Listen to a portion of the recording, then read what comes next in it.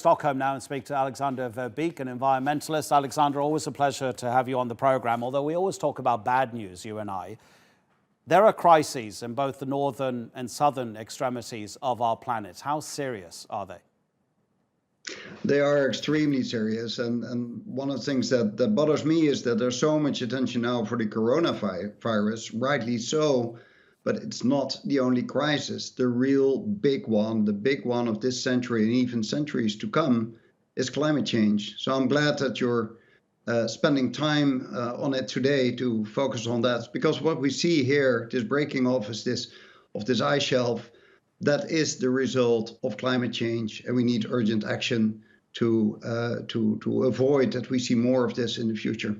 I mean, it is pretty much scientifically universally accepted now that since the Industrial Revolution, it is human activity that is causing the climate crisis. What about this one particular issue? I completely understand that there is going to be a sort of a domino effect, that the ecosystem is all interconnected. But when we specifically talk about melting, what are the worst implications of the rate of melting that we have been witnessing over the past decades?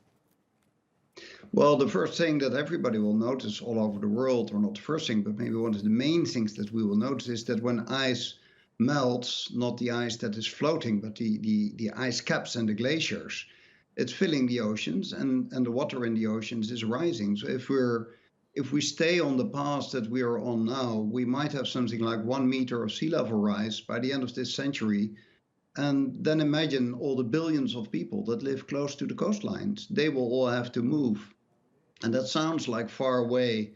But for instance, if you would like to have a mortgage on your house close to the sea that you want to buy, a bank will think, will I give that mortgage? Is that house still worth anything in 30 years from now? Or will somebody still want to buy a house in 30 years from now, knowing that the sea is rising and rising? So that is clearly something that billions of people will see in this century. I mean, you're looking further forward than I was doing research for these stories over the past few years. You come across things that just shock you so much that personally as a journalist I have to make a note of them, and I returned to my notes and saw that some scientists are saying by 2050, not even the end of this century, we're looking at 500 cities and 800 million people under threat. And then there are other lists which show some world famous cities practically becoming uninhabitable because of course they're right on the coast. But let's look at another part of the Arctic Circle. In Siberia over the past few months, there have been absolutely unimaginable temperatures reaching 30 degrees Celsius. I mean, this is where permafrost has kept things underground for centuries. What about the dangers of that, of permafrost melting? Well, if permafrost melts, one of the things that happens is that methane, which is kept in the ground, will be released. And methane, it gets less attention than the CO2 that we normally talk about, carbon dioxide.